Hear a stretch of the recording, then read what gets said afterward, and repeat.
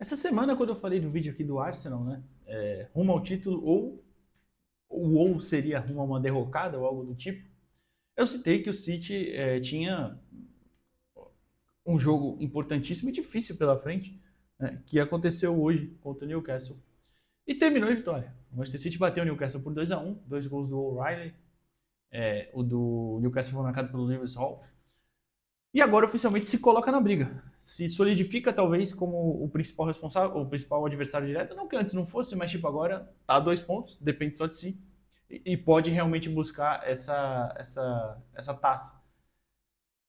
E mais que isso, acho que joga uma pressão para cima do Arsenal, porque o Arsenal tinha uma boa vantagem, agora não tem mais, né? Isso aconteceu em outros anos, beleza, mas talvez, e eu falei isso no vídeo do Arsenal, né? Talvez seja o ano que o Arsenal tem o melhor elenco à disposição, né, desses últimos anos, com mais de uma peça por posição, né? Tipo, o City também tem isso, eu vou falar disso também daqui a pouco, mas então joga um caraca pro lado de lá dos caras, né, do Arsenal.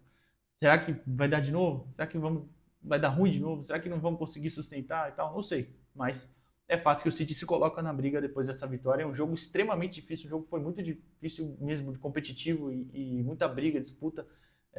Eu poucas vezes vi o Haaland, eu não lembro de ver o Haaland, por exemplo, defendendo na segunda linha. No final do jogo ele foi lá. Tava lá voltando, dando corte, marcando na segunda linha. Então, realmente é uma situação extrema ali. Então, falar dessa partida que foi muito, muito interessante de se assistir, apesar de não ter sido de um grande nível técnico, né? É bem verdade. Nível técnico eu digo, não que o jogo tenha sido ruim, mas tipo, em alguns momentos faltou um pouquinho mais de capricho. O próprio Newcastle faltou um pouquinho mais de capricho na hora de chegar para finalizar. E eu acho que isso passa por escolhas do Ed Howe que eu não entendi.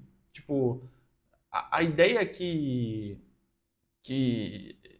de ter colocado o Voltemade por dentro, mas não como um falso 9, por dentro o meio campista mesmo.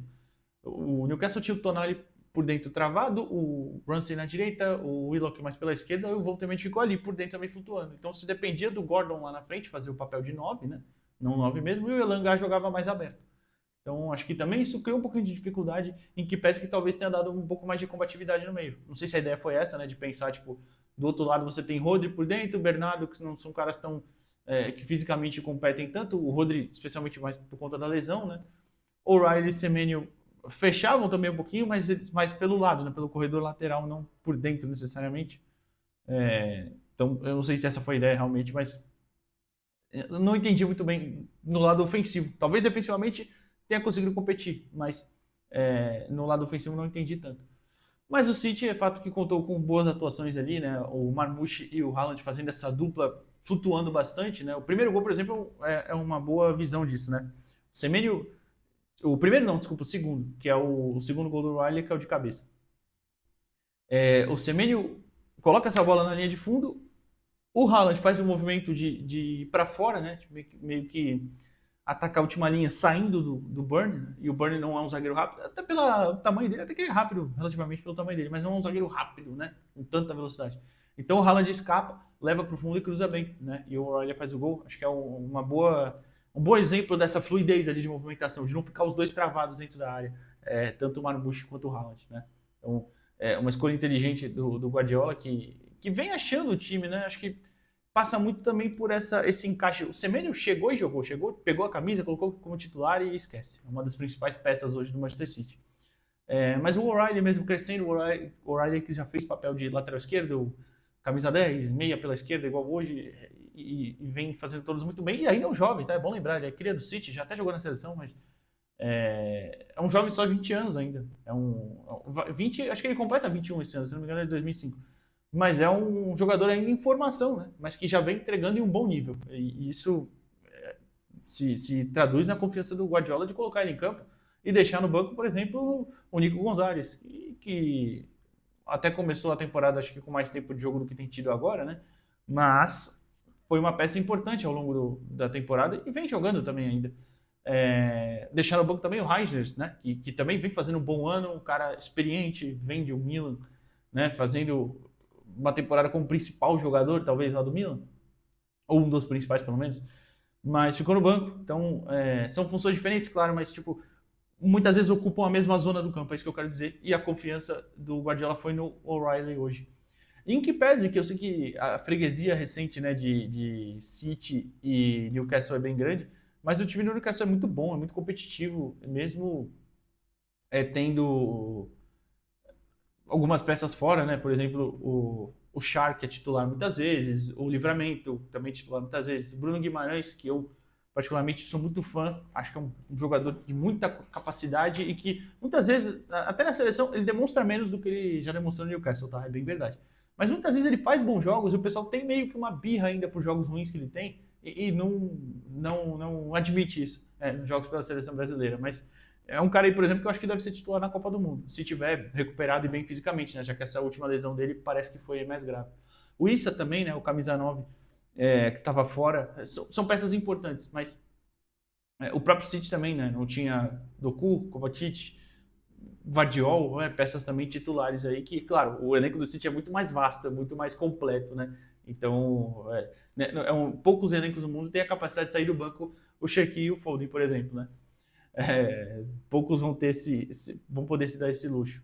Mas essa partida mostra também o quanto o City, né, como eu disse no começo, se coloca ali como esse principal candidato ao título. Claro que também a Champions League vai ser importante nesse processo, né? Dependendo do sorteio que vai sair tanto para Arsenal quanto para City. O Newcastle também ainda tá, né? Mas não na disputa pelo título, tá na Champions ainda. Vai ser muito importante para definir depois quem será que Arsenal e City vão pegar, como vai ficar a tabela. O jogo do Arsenal ontem, por exemplo, foi adiantado. Ontem não, desculpa, essa semana, esses dias, né? Aquele contra o Wolves foi adiantado. Então o Arsenal ainda joga, pode ser, se vencer, vai ficar com uma vantagem ainda tranquila, né? O Arsenal joga amanhã, eu vou até olhar aqui para quem é, que eu não lembro. Contra o Tottenham. Pô, jogo difícil, né? Clássico. Mas é amanhã, então o Arsenal vai ficar com um jogo a mais. Tá todo mundo na rodada 27, o Arsenal já vai ter 28. E amanhã ainda completa-se, né, essa rodada. Por exemplo, o United pega o Everton, o Liverpool pega o Forest, enfim. Mas vai ficar ali uma certa pressão, né? Eles se enfrentam na 33ª rodada, City Arsenal, no Etihad. Então, depende só do City, de fato. Tem esse confronto direto. E um City que não começou a temporada bem, todo mundo sabe e tal, mas é claro que aí passa essa grande recuperação e se colocar, e pode ser uma temporada que termine sem título ainda, mas se coloca como um dos candidatos ainda a disputar a própria Premier, a Champions também. Mas isso passa muito pelo fator Guardiola, claro, de conseguir mexer nas suas peças e montar seu time, e o dinheiro, obviamente, do City, em trazer peças ali que mudaram o time. O Semenyo entrou como titular e ganhou essa vaga muito justamente. O Guerri, que não digo que acertou a zaga, mas deu um grande salto também ali de qualidade. Fez um primeiro tempo muito bom com o Ben Dias, no segundo ele fez outro muito bom também com o Kuzanov, que também entrou bem. É um cara ali que chegou também ganhando essa posição. O Atinorri, acho que voltou num nível também melhor, né? Ele volta no meio de janeiro da Copa Africana, tem algumas atuações ali, fica no banco, tal, joga, mas acho que nos últimos jogos vem tendo uma crescente aí também de nível de atuação e é peça importante desse time. Então, é um City que se coloca nessa disputa e que vai ganhando mais opções para ser competitivo, inclusive ao longo de outras peças ali, né? Outras frentes ali, desculpa. E sobre o Newcastle, né, como eu falei rapidamente, não entendi muito bem a decisão da escalação, mas o Newcastle também vinha de um jogo difícil, né, de Champions League, fez 6-1 no Karabag, difícil pela distância, a viagem, então, não pela qualidade do adversário, né? Então, teria essa dificuldade, o City não jogou no meio da semana, ainda vão ter jogos aí para se recuperar, porque o Newcastle não faz um grande ano na Premier, né? Mas é claro que tendo a Champions League no meio do caminho e um elenco não tão vasto, dificulta um pouquinho, né, para essa disputa. Eles ainda se enfrentam, por exemplo, na FA Cup, né? Se enfrentaram na EFL Cup, com o City passando, e se enfrentam ainda na FA Cup. Então o Newcastle também está sofrendo aí ao longo dessa temporada. E acho que é isso. Sobre os dois aí, sobre esse jogo aí, eu quero falar ainda sobre o Chelsea rapidinho, mas sobre esse jogo, acredito que seja isso. Destaquei aí bons jogos para mim do Haaland, do Guerri, o Semenyo, que hoje até foi um pouco abaixo, talvez, o Semenyo do que vem tido nos outros jogos, mas para mim é um titular hoje absoluto desse time. E claro, o O'Reilly, né, decisivo, muito participativo, atacando a área. Poderia ter feito até um terceiro gol, né? Perdeu um gol ali de frente, no cruzamento, acho que é do Marmouche, se não estou enganado. Mas um jovem aí que vem se firmando também, vem evoluindo e fazendo mais de uma função, né? Como eu falei, ele fez já lateral esquerdo, já foi camisa 10, já foi meio aberto. Na base também ele era muito camisa 10, né? Enfim, jogador que já chegou até a seleção inglesa. E para finalizar esse vídeo, falando do Chelsea, mais especificamente da defesa do Chelsea, porque vocês que acompanham aqui o Garden Futebol Internacional, inclusive, se não é inscrito, se inscreve aí, não esquece, deixa o like também nesse vídeo. Vocês já viram eu falar bastante do Chelsea aqui, eu gosto muito do Chelsea. Eu não gosto desse negócio de segundo time, né? Mas eu gosto muito do Chelsea, é um time que eu curto bastante. Já falei muito do Chelsea aqui. São um mês e 10 dias, né? Um mês e 2 semanas, algo assim, de trabalho aí do Liam Rosenior. Então, acho que o time ainda precisa aprender algumas dinâmicas, precisa melhorar, especialmente no lado ofensivo. É um elenco que não é equilibrado também, né? Tem muitos jogos que às vezes é meio chato, meio maçante de assistir o Chelsea. Mas tudo bem, ainda está no começo de trabalho, que era uma temporada que eu pensei que seria um salto, né, de disputa do Chelsea. Eu falei isso aqui quando acabou a temporada passada, com o Enzo Maresca, mas claro, quando você toca o comando de um elenco que não é dos melhores, assim, que eu digo, por exemplo, não é o top 3 da Inglaterra, não, o time do Chelsea não é. Se fosse, você troca o técnico e fala, bom, dá para continuar ali nas cabeças. Não é. É um elenco muito jovem também, é um elenco em formação e tal, e eu acho que isso influencia.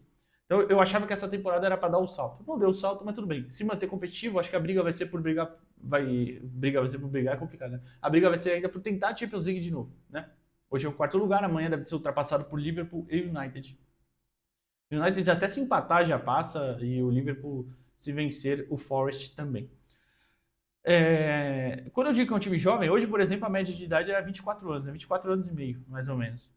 E não tinha o Estevão, por exemplo, que é um cara que joga bastante e se jogasse diminuir ainda mais esse nível. Em que pese que o Estevão merecidamente é titular e talentosíssimo para isso. Só que o grande problema para mim, do Chelsea, é a defesa. Eu já não confio nos laterais. Eu acho que pese Reece James já teve grandes momentos, não está neles agora. O Cucurella hoje estava fora, que é uma peça importantíssima também para o funcionamento do ataque do time. Além de Cucurella e Estevão, como eu falei, né, também fora. E outros, né? O Gittens, o Mudryk ainda suspenso, o Sugo também machucado, enfim. Levi Cowell talvez seja o melhor zagueiro desse time, e eu nem acho grande coisa. Tá ainda fora com lesão de LCA, né? Eu acho que é LCA, né? Até eu vou conferir aqui enquanto eu falo, mas eu acho que é LCA. Cadê? Não falo no celular, no aplicativo do SofaScore ele mostra qual é a lesão, né? Aqui eu não sei. Mas tudo bem, eu tava olhando pelo SofaScore, é uma lesão grave aí que eu sei. Até vou ver aqui, eu procuro, só para falar certinho. Mas enfim, como eu dizia, já não confio tanto nos laterais. O goleiro é uma coisa que eu me arrependo. Eu falei depois do Super Mundial, né? Falei, pô, Robert Sanches acho que mereceu ter uma confiança a mais para essa temporada. Ele já desmereceu isso, já falei em outro vídeo aqui também, já era. Já não dá mais, tem que buscar um goleiro mais confiável. Não é ele, desculpa, não é mesmo. Mandaram o Petrovic lá pro Bournemouth, né, que ele foi, que talvez era um goleiro que poderia fazer esse papel, né, já que ele tinha feito um bom ano lá na França. Bournemouth mesmo, isso, só para confirmar. Não acho que é o Jorgensen, não acho que é o Solonia também, o outro goleiro reserva, jovem. Precisa contratar um goleiro confiável. Beleza, mas a zaga é pior ainda. Como vocês podem ver, se vocês reparam, eu sou santista. Então, inclusive no meu primeiro canal, o canal Jogo Falado, falo bastante do Santos, caso você não conheça. O Santos tem esse problema de todo zagueiro que está melhor parece que está de fora, aliás, parece que é melhor do que está jogando. O Chelsea é essa mesma pegada. Hoje foi o Fofana fazendo cagada, mas ao longo da temporada já foi o Fofana, já foi o Chalobah, já foi o Rato, que é um zagueiro pelo menos mais jovem ainda, né, que os outros. Os outros também são. O próprio Fofana tem 25, acho que é. Deixa eu até ver aqui, peraí. A zaga do Chelsea, Fofana tem 25, Chalobah 26. O Rato tem 19. O Sarr também chegou do Strasbourg, fez boa temporada. 20. Também é um jovem ainda, em evolução. O Acheipong, que é um jogador da base também do Chelsea, ele é mais lateral, né? Mas faz zagueiro também, enfim. Também muito jovem. E o mais velho é o Adarabioyo. Muito difícil falar esse nome. Que talvez para mim seja o que mais faz cagada, o pior deles. Eu não consigo confiar em nenhum. E é o mais velho, tem 28. Então, assim, se você quiser, eu acho que se o Chelsea quiser dar o salto para o ano que vem, precisa primeiro definir uma linha de trabalho logo. Vai ser o Rosenior, perdão. Beleza, então deixa o cara trabalhar. Mas precisa ou ter paciência de desenvolver da forma certa esses jovens, Ou então em contratar zagueiros prontos, porque não tem nenhum zagueiro pronto que seja realmente, não, esse é o cara, esse é o zagueiro. Não tem, simplesmente não tem. Isso é um grande problema. Especialmente quando você não tem um goleiro confiável também. Porque se você tivesse, pelo menos o cara ia ser bombardeado lá, mas ia salvar. Mas não é o caso do Chelsea. Então acho que isso é grave, pensando em disputar coisas, dando um passinho além. Não sei. O que você acha? Deixa o like aqui no vídeo, se inscreve no canal. Amanhã pretendo falar sobre o Campeonato Italiano. Assisti o jogo hoje, um belo, que não foi tão bom assim, mas falar do Campeonato Italiano mais específico aqui, vamos ver. Mas valeu, até amanhã, pessoal.